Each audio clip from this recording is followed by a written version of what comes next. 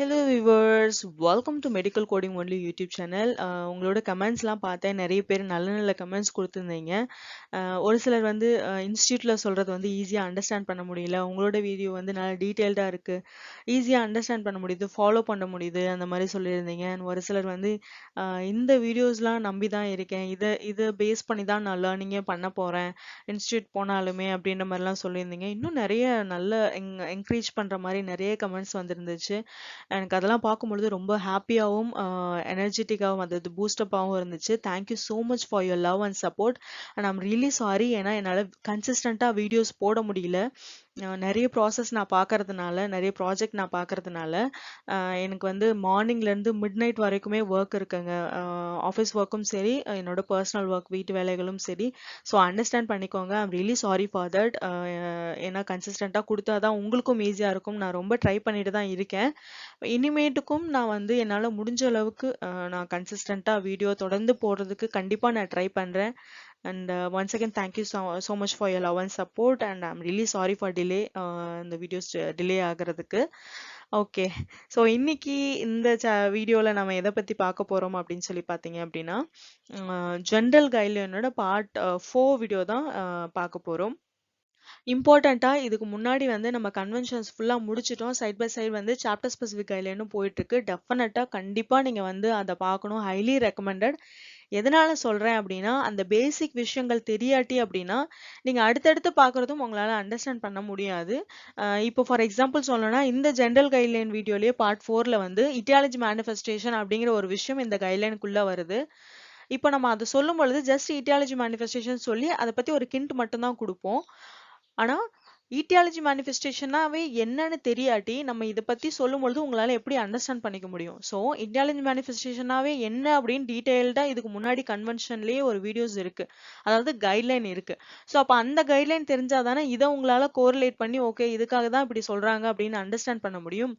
So இப்போ இதில் பார்த்தீங்க அப்படின்னா, இந்த ஜென்ரல் கைட்லைனில் எந்த கான்செப்டை மெயினாக எந்த கைட்லைனில் சொல்கிறாங்களோ அதை பற்றி தான் டீட்டெயில்டாக பார்ப்போம். ஸோ பேசிக் ஆல்ரெடி கவர் பண்ணது இல்லை, அதுக்கு முன்னாடி வந்த கைட்லைன்ஸ் எல்லாமே வந்து ஒவ்வொரு வீடியோலையும் நம்ம எக்ஸ்பிளைன் பண்ணுறது கஷ்டம் இல்லைங்களா? அதனால வந்து நீங்கள் எப்பயுமே வந்து ஒரு பேசிக் விஷயம் பார்த்துட்டு அடுத்தடுத்த லெவலுக்கு நீங்கள் போகும்பொழுது தான் என்ன சொல்கிறாங்க அப்படின்னு உங்களால் ஃபாலோ பண்ண முடியும், ஈஸியாக அண்டர்ஸ்டாண்ட் பண்ண முடியும், நீங்கள் பார்க்குறதுக்குரிய பர்பஸும் முழுமையடையும். ஸோ கண்டிப்பா நீங்க அந்த இதையும் செக் பண்ணி பார்த்துக்கோங்க. ஆல்ரைட். ஸோ 7th பார்க்க போற ஜெனரல் கைட்லைன் என்ன அப்படின்னா, multiple coding for a single condition. அதாவது ஒரு சிங்கிள் கண்டிஷனுக்கு, ஒரு சிங்கிள் டிசீஸ்க்கு, டிசீஸ்னாலும் கண்டிஷன்னாலும் ஒன்று தான், டிசீஸை தான் இங்கே கண்டிஷன் அப்படின்னு சொல்றாங்க, டயக்னோசிஸ் அப்படின்னு சொல்றாங்க. ஓகேங்களா? அந்த சிங்கிள் கண்டிஷனுக்கு நிறைய கோடு, மல்டிபிள் கோடு வந்து எப்படி கொடுக்கறது, எப்போ வந்து கொடுப்போம், அப்படி கொடுக்க முடியுமா அப்படின்னு. ஏன்னா நமக்கு தெரிஞ்சது என்ன, ஒரு டிசீஸ்க்கு, எல்லா டிசீஸ்க்கும் தனித்தனியான கோடு இருக்கு. அப்போ நம்ம ஒரு டிசீஸ்க்குனா ஒரு கோடு கொடுப்போம், அந்த டிசீஸ்க்குரிய கோடு என்னன்னு கொடுப்போம், அதுக்கேற்ற மாதிரி ரீஇம்பர்ஸ்மெண்ட் போகிறது, அந்த விஷயங்கள்லாம் பேக்ரவுண்ட்ல நடக்கும். அப்படி இருக்கும்போது எப்படிடா ஒரு டிசீஸ்க்கு வந்து மல்டிபிள் கோட்ஸ், 2 கோடோ அல்லது 3 கோடோ எப்படி கொடுக்க முடியும், கொடுக்க முடியுமா, முதல்ல அப்படி ஒரு கான்செப்ட் இருக்கா, அப்படி இருந்தா எந்த மாதிரி சுச்சுவேஷன்ல நம்ம அதை கொடுக்கலாம் அப்படிங்கறத பத்தி தான் வந்து இந்த கைட்லைன்ல நம்ம பார்க்க போறோம். இட்டியாலஜி மேனிஃபெஸ்டேஷன் கன்வென்ஷனை பொறுத்த வரைக்கும் நம்ம 2 கோடு தேவைப்படும். ஒரு கோடு வந்து பார்த்தீங்கன்னா இட்டியாலஜிக்கு கொடுப்போம், இன்னொரு கோடு வந்து மேனிஃபெஸ்டேஷனுக்குரிய கோடு கொடுப்போம். அதே மாதிரி ஒரு சில சிங்கிள் கண்டிஷனுக்கு மோர் தென் 1 கோடு கொடுக்குற மாதிரி சுச்சுவேஷன் வரும். அது என்ன மாதிரி சுச்சுவேஷன் அப்படிங்கிறது தான் இங்கே எக்ஸ்பிளைன் பண்ணியிருக்காங்க. அதுக்கு முன்னாடி இந்த ஃபர்ஸ்ட் எண்ட் லைனை வந்து தெளிவாக பார்த்துடலாம், ஏன்னா அது கன்ஃபியூஸ் ஆகிறதுக்கு வாய்ப்பு இருக்கு. இப்போ ஒரு பேஷண்ட்டுக்கு ஒரு ப்ராப்ளம் டிசீஸ் இருக்கு அப்படின்னா, அந்த டிசீஸோட காசு என்ன, எதனால வந்துச்சு அப்படிங்கிற அந்த காசு இருக்கு பார்த்தீங்களா, எதனால வந்துச்சுன்னா அதுதான் வந்து இட்டியாலஜி. அந்த பர்டிகுலர் டிசீஸ் வந்து மேனிஃபெஸ்டேஷன். ஓகேங்களா?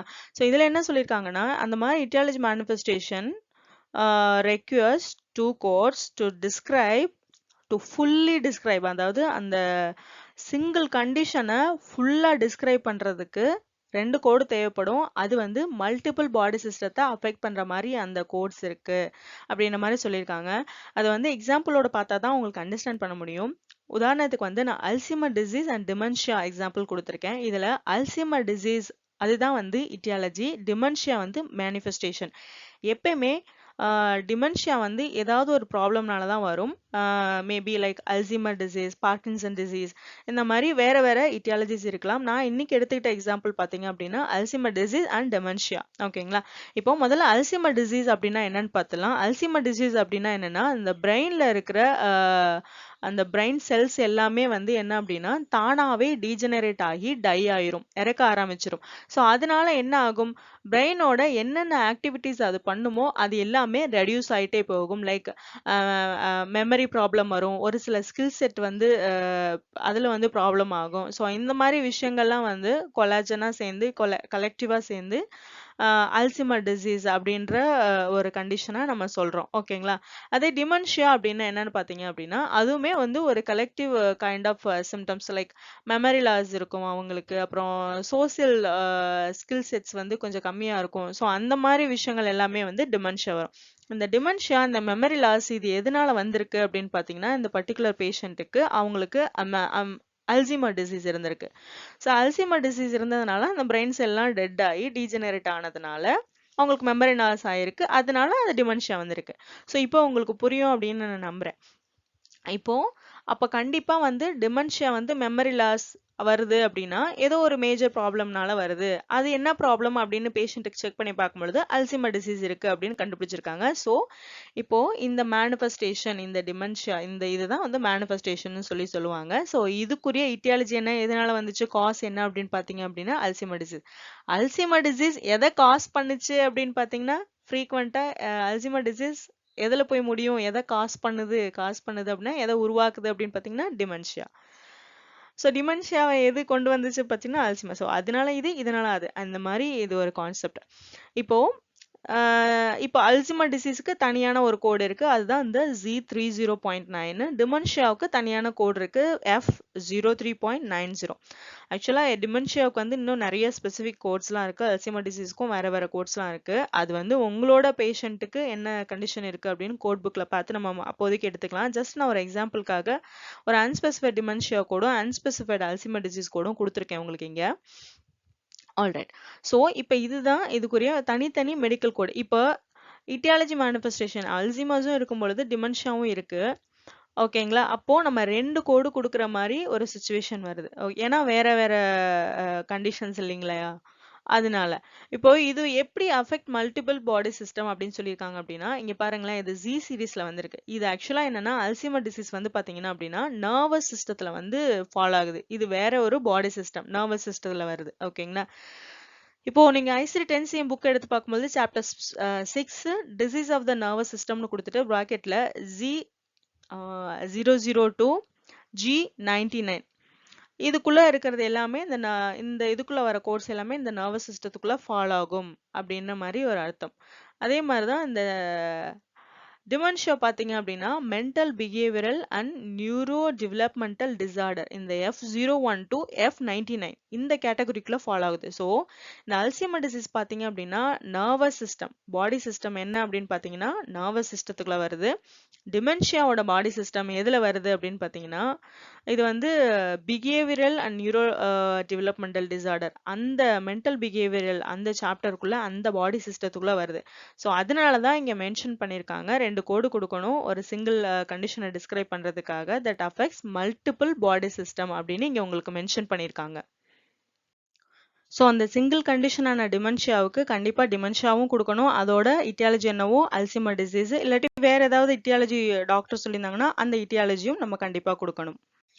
இட்டியாலஜி மேனிஃபெஸ்டேஷன் இல்லாம வேற சில சிங்கிள் கண்டிஷன்ஸ்க்கும் 2 கோர்ஸ் கொடுக்குற மாதிரி ஒரு சுச்சுவேஷன் வரும். அது எப்ப அப்படின்னு பாத்தீங்கன்னா டேப்லெட் லிஸ்ட்ல வந்து யூஸ் அடிஷனல் கோட், அதாவது ஒரு டிசீஸுக்கு கீழே வந்து யூஸ் அடிஷனல் கோட் அப்படின்னு சொல்லியிருப்பாங்க. ஒரு சில டைம் என்னன்னா யூஸ் அடிஷனல் கோட் அப்படின்னு கொடுத்துட்டு இந்த கோடெல்லாம் நீங்க அடிஷனலா கொடுக்கறதுக்கு வாய்ப்பு இருக்கு, இந்த கோட்ஸ் எல்லாம் பேஷண்ட்டுக்கு இருக்கா அப்படின்னு நீங்க செக் பண்ணி பாருங்க அப்படின்ற மாதிரி ஒரு சில செட் ஆஃப் கோட்ஸ் டிசீஸ் எல்லாம் கொடுத்துருப்பாங்க. அதை கூட ஸ்பெசிஃபிக்கா செக் பண்ணி பார்க்கலாம். அப்படி இல்லாட்டி யூஸ் அடிஷனல் கோட் அப்படின்னு சொல்லியிருந்தாங்கன்னா வேற ஏதோ ஒரு கோடு நம்ம எக்ஸ்ட்ரா கொடுக்கணும் போல, அது ரிலேட்டடா அப்படின்ற மாதிரி நீங்க அண்டர்ஸ்டாண்ட் பண்ணிட்டு அந்த இன்னொரு அடிஷனல் கோடை வந்து நம்ம செக் பண்ணி பார்க்கலாம். இதுல வந்து சீக்வன்சிங் கைட்லைன் வந்து பாத்தீங்க அப்படின்னா ஈட்டியாலஜி மேனிஃபெஸ்டேஷனுக்கு மாதிரியே தான் இதுக்கும் சீக்வன்சிங் கைட்லைன். ஸோ ஈட்டியாலஜி மேனிஃபெஸ்டேஷனுக்கு எப்படி நம்ம சீக்வன்சிங் கைட்லைன் கொடுத்துருந்தோம் ஞாபகப்படுத்தி பாருங்க. ஃபர்ஸ்ட் வந்து ஈட்டியாலஜி தான் நம்ம எப்பயுமே கோட் பண்ணுவோம். அதுக்கப்புறம் தான் மேனிஃபெஸ்டேஷன் கோட் பண்ணுவோம். அதாவது ஃபர்ஸ்ட் அல்சைமர் டிசீஸ் கோட் தான் கோட் பண்ணுவோம் முதல்ல. அடுத்ததுக்கு கீழே தான் வந்து டிமென்ஷியா கோட் வந்து நம்ம கோட் பண்ணுவோம். ஸோ அதே மாதிரி தான் இந்த யூஸ் அடிஷனல் கோட் அப்படின்ற நோட் இருக்கு, இன்ஸ்ட்ரக்ஷன் இருக்கு அப்படின்னா ஃபர்ஸ்ட் வந்து அந்த சிங்கிள் கண்டிஷன் இருந்துச்சு பாத்தீங்களா, என்ன டிசீஸோ அதை கொடுத்துட்டு அந்த யூஸ் அடிஷனல் கோடு அதுக்கு ரிலவெண்டா வேற இன்னொரு கோட்ஸ் இருக்குங்க பாத்தீங்களா, அந்த கோடை வந்து நம்ம செகண்டரியா கொடுப்போம். உதாரணத்துக்கு இங்க வந்து பாக்டீரியல் இன்ஃபெக்ஷன் எக்ஸாம்பிள் கொடுத்துருக்காங்க, அதையே நான் உங்களுக்கு சொல்றேன்.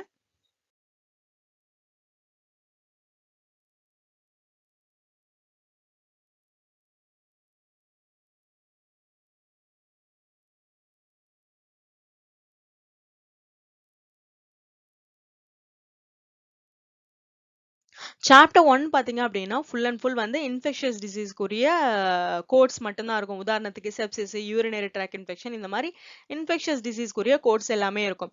அந்த மாதிரி இருக்கிறப்போ கீழே வந்து ஒரு யூஸ் அடிஷனல் கோட் அப்படின்ற ஒரு இன்ஸ்ட்ரக்ஷன் வந்து கொடுத்துருப்பாங்க. அதாவது ஒருவேளை ஒரு பேஷண்ட்டுக்கு வந்து யூரினரி ட்ராக் இன்ஃபெக்ஷன் இருக்கு அப்படின்னா அவங்களுக்கு மேபி ஏதாவது யூரினரி கல்ச்சர் பாசிட்டிவ் ஆகி ஈகோல இருக்கலாம், ஸ்ட்ரெப்டோகாக்கஸ் இருக்கலாம், என்ட்ரோகாக்கஸ் இருக்கலாம், இந்த மாதிரி ஏதாவது இருக்கிறதுக்கு வாய்ப்பு இருக்கு. அதனால நீங்க உங்க பேஷண்ட்டுக்கு என்ன இருக்கோ பார்த்துட்டு சப்போர்ட் ஆச்சு அப்படின்னா இன்னொரு கோட் வந்து நீங்க கோட் பண்ணுங்க அப்படின்னு தான் அந்த யூஸ் அடிஷனல் நோட் இன்ஸ்ட்ரக்ஷனோட விளக்கமே. அது எப்படி இருக்கும் பார்க்கறதுக்கு, புக்ல எப்படி இருக்கும் அப்படிங்கிறது போட்டோ காப்பி வந்து நான் அந்த யூஸ் அடிஷனல் கோட் கன்வென்ஷன் போட்டிருந்தேன் இல்லைங்களா, அதுல நான் போட்டிருப்பேன், அதை செக் பண்ணி பாருங்க. இப்போ ஒரு எக்ஸாம்பிளோட சொல்றேன் பாருங்க. யூரினரி ட்ராக் இன்ஃபெக்ஷன் யூடி ஒரு பேஷண்ட்டுக்கு இருக்கு. அந்த பேஷண்ட்டுக்கு யூரின் அனாலிசிஸ் எடுக்கிறாங்க. யூரின் கல்ச்சர் எடுத்து பார்க்கும் பொழுது அதுல ஸ்ட்ரெப்டோகாக்கஸ் வந்து பாசிட்டிவா இருக்கு. அந்த பேஷண்ட்டுக்கு ஸ்ட்ரெப்டோகாக்கஸ் இன்ஃபெக்ஷன் வந்துருச்சு, வளர்ந்துருக்கு. ஓகேங்களா? இப்போ டாக்டர் வந்து நம்ம டாக்குமெண்டேஷன் எப்படி பண்ணுவாங்க அப்படின்னா, இந்த பேஷண்ட்டுக்கு யூரினரி ட்ராக் இன்ஃபெக்ஷன் இருக்கு, urine culture positive for streptococcus அப்படின்ற மாதிரி மென்ஷன் பண்ணியிருந்திருப்பாங்க. ஸோ இப்போ நம்ம எப்படி கோடு எடுக்கணும் அப்படின்னா, யூரினரி ட்ராக் இன்ஃபெக்ஷனுக்கும் ஒரு கோடு கொடுக்கணும், அதே மாதிரி ஸ்ட்ரெப்டோகாக்கஸ்க்கு ஒரு கோடு கொடுக்கணும். ஓகேங்களா? ஸோ இப்போ யூரினரி ட்ராக் இன்ஃபெக்ஷனுக்கு கோடு வந்து பார்த்தீங்கன்னா என் சீரீஸ்ல வரும், N39 பாயிண்ட் சம்திங் வரும். ஸோ அந்த கோடு நீங்க கொடுத்தீங்க அப்படின்னா வெறும் யூரினரி ட்ராக் இன்ஃபெக்ஷன் அன்ஸ்பெசிஃபைட் அப்படின்ற கோடு மட்டும் தான் வரும். இதுல எங்கேயுமே ஸ்ட்ரெப்டோகாக்கஸ் அப்படின்னு உங்களுக்கு மென்ஷன் ஆகியிருக்காது. ஸோ அப்போ அந்த ஸ்ட்ரெப்டோகாக்கஸ்க்கு தனியா நம்ம ஒரு கோடு வந்து கேப்சர் பண்ணணும். அதுக்கு தான் யூஸ் அடிஷனல் கோடு. யூஸ் அடிஷனல் கோட்னா என்னன்னா, இன்னொரு கோடு யூஸ் பண்ணுங்க இந்த இன்ஃபெக்ஷியஸ் ஏஜென்ட் கோடை நீங்க கேப்சர் பண்றதுக்காக அப்படின்னு அர்த்தம். அப்போ நம்ம இன்னொரு கோடு என்ன, B95 அந்த சீரீஸ்ல இருக்கிற நம்ம இன்னொரு கோடு கொடுக்கும்போது ஸ்ட்ரெப்டோகாக்கஸ் கோடும் நம்ம ஆட் ஆயிக்கும். ஸோ அந்த சிங்கிள் கண்டிஷனுக்கு இப்போ யூரினரி ட்ராக் இன்ஃபெக்ஷனும் அந்த பேஷண்ட் இருக்கிறதுனால அந்த கோடு கொடுத்துட்டோம். அடுத்து ஸ்ட்ரெப்டோகாக்கஸ் இருக்கிறதுனால அந்த B95 அந்த கோடும் கொடுத்துருக்கோம். ஸோ இப்போ நம்ம இங்கே 2 கோடு கொடுக்க வேண்டிய ஒரு சுச்சுவேஷன் கண்டிப்பாக நம்ம கொடுத்து தான் ஆகணும். இன்னொரு ஒரு டிப்ஸ் என்ன சொல்லணும் அப்படின்னா, அந்த சாப்டர் 1ல மட்டும்தான் யூஸ் அடிஷனல் கோட் இருக்குமா அப்படின்லாம் கிடையாது. நிறைய இடத்துல எங்கெங்க தேவைப்படுதோ, இது ஒரு உதாரணம் தான். ஸோ எங்கெங்கே தேவைப்படுதோ அந்த இடத்துலலாம் வந்து யூஸ் அடிஷனல் கோட் அப்படின்னு நோட்ஸ் இருந்துச்சுன்னா கண்டிப்பா அந்த பேஷண்ட்டுக்கு அது ரிலேட்டடான ஏதாவது கோடு கொடுக்க முடியுமா அப்படின்னு சொல்லி பார்த்து கண்டிப்பா நீங்க கொடுக்கணும். இதுல முக்கியமா இங்க பாருங்களேன், இந்த இடத்துல பாருங்க, use additional code indicate that the secondary code should be added if known. if known அப்படின்னா என்னன்னா, இப்போ அந்த ஸ்ட்ரெப்டோகாக்கஸ் இருக்கு அந்த பேஷண்ட்டுக்கு அப்படின்னு அந்த பிசிஷியன் சொன்னதுனால நம்ம அடிஷனல் கோட் பண்றோம். ஓகேங்களா? அப்படி அது எதுவுமே கண்டுபிடிக்கல, அது தெரியல, இல்ல பிசிஷியன் சொல்லல அப்படின்னா நம்ம வந்து அது கோட் பண்ண தேவை கிடையாது. யூஸ் அடிஷனல் கோடு நோட் இருந்தாலுமே பேஷண்ட்டுக்கு அந்த ப்ராப்ளம் அந்த டிசீஸ் இருந்தா தான் நம்ம செகண்டரியா கோட் பண்ணணுமே ஒழிய இல்லாட்டி நம்ம வந்து அது கோட் பண்ண தேவை கிடையாது, கோட் பண்ண கூடாது. நெக்ஸ்ட் வந்து கோட் ஃபர்ஸ்ட் நோட் அப்படி கொடுத்துருந்தாலுமே நீங்க வந்து 2 கோடு கொடுக்கணும்னு அர்த்தம். இது வந்து யூஸ் அடிஷனல் கோட் இருந்துச்சு பாத்தீங்களா, அதே மாதிரி தான் இதுவும். என்ன இங்க ஒரு வித்தியாசம் அப்படின்னா, கோட் ஃபர்ஸ்ட் அப்படின்னு கொடுத்துருந்தாங்க அப்படின்னா எந்த கோடை வந்து நம்ம கோட் ஃபர்ஸ்ட் அப்படின்னு கொடுக்க சொல்றாங்களோ பக்கத்துல மென்ஷன் பண்ணிருப்பாங்க. ஸோ அப்படி கொடுக்க சொல்றாங்களோ அந்த கோடை வந்து நீங்க ஃபர்ஸ்டா கொடுக்கணும், பிரைமரி பிரின்சிபல் டயக்னோசிஸா கொடுக்கணும். மித்த கோடை எல்லாமே வந்து செகண்டரிஸா கொடுத்துட்டு போகணும் அப்படின்னு சொல்றாங்க. இங்க கீழே இந்த இடத்துல என்ன சொல்றாங்க அப்படின்னா, அந்த கோட் ஃபர்ஸ்ட் நோட் இருக்கிற அந்த டிசீஸ் உங்களுக்கு என்னன்னு தெரியல அப்படின்னா அந்த உங்களுக்கு இருக்கிற டிசீஸ் ஒரு டிசீஸ் குடுத்து அதுக்கு பிராக்கெட்ல தானே கோட் ஃபர்ஸ்ட் இல்லாட்டி அதுக்கு கீழ குடுத்துருப்பாங்க. ஸோ அந்த டிசீஸ வந்து நீங்க ஃபர்ஸ்ட் குடுத்துக்கலாம். அந்த கோட் ஃபர்ஸ்ட் குடுத்து இந்த டிசீஸ்லாம் கண்டுபிடிங்கன்னு சொல்லியிருப்பாங்களா, அந்த டிசீஸ் இல்லாட்டி நீங்க இந்த டிசீஸ வந்து குடுத்துக்கலாம். அப்படின்ற மாரி சொல்லியிருக்காங்க. உங்களுக்கு ஈஸியா இது கன்ஃப்யூஷன் ஆகாம சொல்லணும் அப்படின்னா, இப்போ பேஷண்ட்டுக்கு வந்து ஜிஏ ப்ளீட் இருக்கு. Castro intestinal bleed. அந்த ப்ளீடுக்கு ஜிஏ ப்ளீட் அப்படின்னு கோடு குடுத்துட்டு பிராக்கெட்ல வந்து கோடு ஃபர்ஸ்ட் டியோடினைட்டிஸ், கேஸ்ட்ரோஎன்டரைட்டிஸ், கேஸ்ட்ரிக் அல்சர் அந்த மாதிரி டிசீஸ்லாம் குடுத்துருக்காங்கன்னு வச்சுக்கோங்களேன். இப்ப இதுல ஆஹ் அந்த கோட் ஃபர்ஸ்ட்னு கொடுத்த இந்த டியோடினைட்டிஸ், கேஸ்ட்ரோஎன்டரைட்டிஸ், அதுக்கப்புறம் கேஸ்ட்ரிக் அல்சர், இந்த கோட்ல எந்த கோடு பேஷண்ட்டுக்கு, அதாவது இந்த டிசீஸ்ல எந்த டிசீஸ் பேஷண்ட்டுக்கு இருக்கோ அதை தான் நம்ம ஃபர்ஸ்டா கோட் பண்ணணும். ஜிஏ ப்ளீடை வந்து செகண்டரியா கோட் பண்ணணும் அப்படின்னு அர்த்தம். இது வந்து எக்ஸாக்டான எக்ஸாம்பிள் கிடையாது. இப்படி எல்லாம் கோட் புக்ல வராது. உங்களுக்கு புரியணுங்கிறதுக்காக சொல்றேன். கோட் புக்ல வந்து என்ன பார்த்தீங்க அப்படின்னா, gastric ulcer with bleeding, without bleeding அந்த மாதிரி வந்துரும். பட் இது உங்களுக்கு உதாரணத்துக்காக எப்படி புரிய வைக்கிறதுன்னு தெரியல. ஸோ அதனால இந்த எக்ஸாம்பிள் இப்படி உங்களுக்கு நான் சொல்லியிருக்கேன். ஸோ இப்போ இதுல வந்து ஒரு வேளை பழையபடி எக்ஸாம்பிள் போனோம்னா, only gastric bleeding, G A bleed மட்டும்தான் சொல்லியிருக்காங்க. கேஸ்ட்ரோஇன்டெஸ்டைனல் ப்ளீட் மட்டும்தான் சொல்லியிருக்காங்க. ஆனா அந்த பேஷண்ட்டுக்கு வந்து அல்சர் இருக்கா, கேஸ்ட்ரைட்டிஸ் இருக்கா, அந்த மாதிரி நமக்கு தெரியல அப்படின்னா, நீங்க ஃபர்ஸ்டா வந்து இந்த ஜிஏ ப்ளீடிங்கை வந்து கொடுத்துருங்க. முதல்ல பிரின்சிபல் டயக்னோசிஸ் அல்ல பிரைமரி டயக்னோசிஸா கொடுத்துக்கலாம். ஏன்னா அது எதனால வந்துச்சு, அந்த கோட் ஃபர்ஸ்ட் நோட்டு அது நமக்கு தெரியாது. அதனால அதை ஃபர்ஸ்ட் கொடுத்துட்டு ரிமைனிங் கோட்ஸ்லாம் செகண்டரிஸா கொடுத்துக்கோங்க. ஒருவேளை எதனால வந்துச்சு, அல்சர்னால வந்துச்சு அப்படின்னு தெரிஞ்சிச்சுன்னா அந்த அல்சரை ஃபர்ஸ்டா கொடுத்துட்டு அடுத்து ஜிஏ ப்ளீடு அந்த மாதிரி நீங்க கொடுத்துக்கோங்க. அப்படிங்கிறது தான் இதுல மீனிங்கு. இதுல எக்ஸாம்பிள்ல இருக்கிற கான்செப்டை மட்டும் புரிஞ்சுக்கோங்க. ஆனா இந்த எக்ஸாம்பிள் முற்றிலும் தப்பான ஒரு எக்ஸாம்பிள். இது இப்படி வராது கோட்ல. நம்ம கோட் பண்ணும்பொழுது எப்படி கோட் பண்ணுவோம் அப்படின்னா, நம்ம முன்னாடி எக்ஸ்பிளைன் பண்ணது. பட் ஸ்டில் ஒரு தடவை சொல்லிடுறேன். ஏன்னா இந்த சினாரியோ வரும்பொழுது இதை கேட்டுட்டு தப்பா கோட் பண்ணிடாதீங்க. ஜிஐ ப்ளீட் பேஷண்ட்டுக்கு இருக்காங்க அப்படின்னா, இந்த மாதிரி கேஸ்ட்ரிக் அல்சர் அந்த மாதிரிலாம் இருந்துச்சு அப்படின்னா, gastric ulcer with bleeding, duodenitis with bleeding, diverticulitis with bleeding அந்த மாதிரி ஒரு காம்போ கோடா வந்துடும். ஓகேங்களா? ஸோ அந்த காம்போ கோடு வரும்போது அந்த காம்போ கோடு தான் கொடுப்போம். ஒருவேளை அந்த மாதிரி எதுவும் கண்டுபிடிக்காட்டி அஸ் யூஷுவல் இந்த வெறும் கேஸ்ட்ரோஇன்டெஸ்டைனல் ப்ளீடிங்கை மட்டும் நம்ம ஃபர்ஸ்ட் கொடுத்துட்டு ரிமைனிங் வேற என்ன ஹிஸ்ட்ரி கண்டிஷன்ஸ், கிரானிக் கண்டிஷன் இருக்கோ அது செகண்டரிஸாக கொடுத்துருவோம். நெக்ஸ்ட் எங்கெல்லாம் அந்த மல்டிபிள் கோட்ஸ் நம்ம யூஸ் பண்ணுவோம் அப்படின்னு சொல்லி பார்த்தீங்க அப்படின்னா, சீக்வெல் கோட்ஸ் கொடுக்கும்போது, சீக்வெல்னா என்ன, அந்த காம்ப்ளிகேஷன் என்னன்னா நெக்ஸ்ட் கைட்லைன்ஸ்ல வருது. ஜஸ்ட் இது தெரிஞ்சுக்கோங்க. சீக்வெல் கொடுக்கும் பொழுது, அப்புறம் காம்ப்ளிகேஷன் கோட் ஏதாவது கொடுக்கும் பொழுது, அப்புறம் அப்ஸ்ட்ரிக்ட்ஸ் அப்படின்னா என்னன்னா ஓபி பேஷண்ட்னு சொல்லுவாங்க. அதாவது பிரெக்னன்சி, டெலிவரி ஆனதுக்கு அப்புறம் அந்த மாதிரி இருக்குல்ல பார்த்தீங்களா, அந்த பேஷண்ட்டுக்கு அவங்களுக்கு கோட் பண்ணும்பொழுது இந்த மல்டிபிள் கோட்ஸ் அந்த மாதிரி இதுல நம்ம அதிகமாக யூஸ் பண்றதுக்கான வாய்ப்பு இருக்கு அப்படின்னு சொல்லியிருக்காங்க. இவ்வளோ நேரம் நம்ம பார்த்தது வந்து பார்த்தீங்க அப்படின்னா, நம்ம அண்டர்ஸ்டாண்டிங்காக டீட்டெயில்டா பார்த்தோம். இப்போ இன்டர்வியூவர் வந்து உங்களை கேட்குறாங்க, நீங்க சிங்கிள் கண்டிஷனுக்கு மல்டிபிள் கோட் வந்து கொடுக்க முடியுமா அப்படின்னு ஒரு ஒரு கொஸ்டின் கேட்குறாங்க அப்படின்னா, நீங்க என்ன பதில் சொல்லணும் அப்படின்னா, எஸ் கொடுக்க முடியும். இப்போ அதில் வந்து பார்த்தீங்க அப்படின்னா, எந்த மாதிரி சினாரியோஸ்ல, சுச்சுவேஷன்ல நம்ம அந்த மாதிரி மல்டிபிள் கோடிங் வந்து சிங்கிள் கண்டிஷனுக்கு அப்ளிகபிள் ஆகும் அப்படின்னு பார்த்தீங்கன்னா, இட்டியாலஜி மேனிஃபெஸ்டேஷன் கோட் பண்ணும்பொழுது, யூஸ் அடிஷனல் கோட் நோட்ஸ் இருக்கும் பொழுது, கோட் ஃபர்ஸ்ட் நோட்ஸ் இருக்கும் பொழுது, இல்லை சீக்வலே, காம்ப்ளிகேஷன்ஸ் கோடு, அப்ஸ்ட்ரக்டிவ் கோடு. ஸோ இந்த மாதிரி சாப்டர்ஸ்ல, சினாரியோஸ்ல இல்லை இந்த மாதிரி நோட்ஸ் இருக்கும் பொழுது இஃப் அப்ளிகபிள் நம்ம கண்டிப்பா வந்து சிங்கிள் கண்டிஷனுக்கு மல்டிபிள் கோட்ஸ் வந்து நம்ம கொடுக்கலாம் அப்படின்னு சொல்லிட்டு உங்களுக்கு தெரிஞ்ச ஏதாவது ஈஸியான எக்ஸாம்பிள் முடிஞ்சா சொல்லுங்க. அப்படி இல்லாட்டி இதுவே மோர் தென் இனஃப்.